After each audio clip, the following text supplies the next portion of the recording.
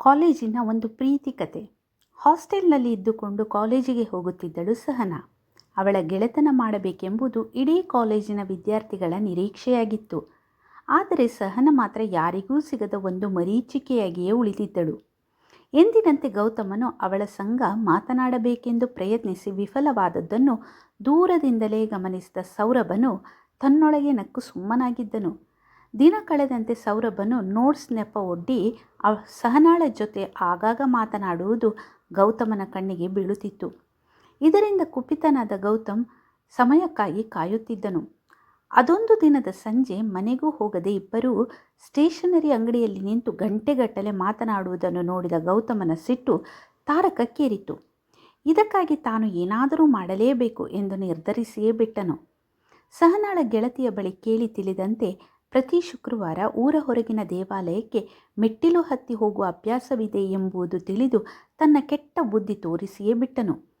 ಮುಂಜಾನೆಯ ಚುಮುಚುಮು ಚಳಿಯಲ್ಲಿ ಸಹನಾ ಶಾಲು ಹೊದ್ದು ಮೆಟ್ಟಿಲು ಹತ್ತಿ ದೇವರ ದರ್ಶನ ಪಡೆದು ಬರುವಾಗ ಅದೇ ಮೆಟ್ಟಿಲಿಗೆ ಎಣ್ಣೆ ಹಚ್ಚಿದ್ದನು. ತಿಳಿಯದೇ ಕಾಲು ಜಾರಿ ಬಿದ್ದ ಸಹನಾಳಿಗೆ ಪ್ರಜ್ಞೆ ಬಂದಾಗ ಆಸ್ಪತ್ರೆಯಲ್ಲಿದ್ದಳು. ಏನೂ ಮಾಡದೆ ನೋವು ಅನುಭವಿಸಬೇಕಾಯಿತು. ಅಂದು ಗೆಳತಿಯನ್ನು ನೋಡಲು ಗೆಳೆಯರ ಬಳಗವೇ ಧಾವಿಸಿತ್ತು. ಎಲ್ಲರ ಮಧ್ಯದಲ್ಲಿ ಸಹನಾ ಮಾತ್ರ ಗೌತಮನನ್ನು ನೋಡುತ್ತಿದ್ದಳು. ಇದನ್ನು ಗಮನಿಸಿದ ಗೌತಮನಿಗೆ ಅಲ್ಲಿ ನಿಲ್ಲಲು ಪಾಪ ಪ್ರಜ್ಞೆ ಬಿಡದೆ ಹೊರಗೆ ಬಂದನು.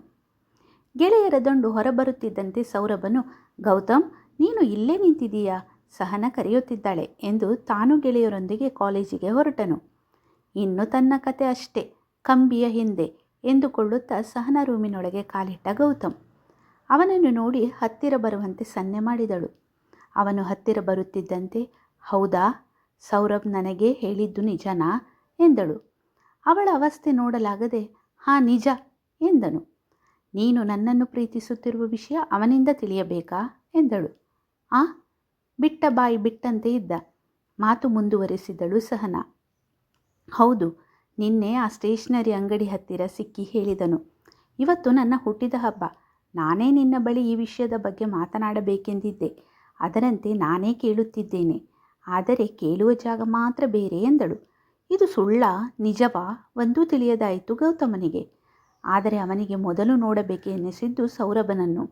ಅವಳಿಗೆ ಶುಭಾಶಯ ತಿಳಿಸಿ ಹಾಗೆ ಕಾಲೇಜಿಗೆ ಬಂದವನೇ ಸೌರಭನನ್ನು ನೋಡಿ ಆಲಂಗಿಸಿಕೊಂಡನು. ಒಂದೂ ಮಾತನಾಡದ ಸೌರಭನು ಕೊನೆಯಲ್ಲಿ ಹೇಳಿದನು, ನಿನ್ನಿಂದ ಒಂದು ತಪ್ಪಾಗಿ ಅವಳು ಆಸ್ಪತ್ರೆಗೆ ಸೇರಿದ್ದಾಳೆ. ಅವಳನ್ನು ಚೆನ್ನಾಗಿ ನೋಡಿಕೊಳ್ಳಲು ಮರೆಯಬೇಡ. ನೀನು ಅವಳನ್ನು ಎಷ್ಟು ಚೆನ್ನಾಗಿ ನೋಡಿಕೊಳ್ಳುತ್ತೀಯೋ ಅದು ಅವಳಿಗೆ ನೀನು ಕೊಡುವ ಉಡುಗೊರೆ ಎಂದನು. ಅಪರಾಧಿ ಭಾವದಿಂದ ತಲೆ ತಗ್ಗಿಸಿದನು ಗೌತಮ್. ಇಂತಿ ನಿಮ್ಮವಳೆ ಹನಿ.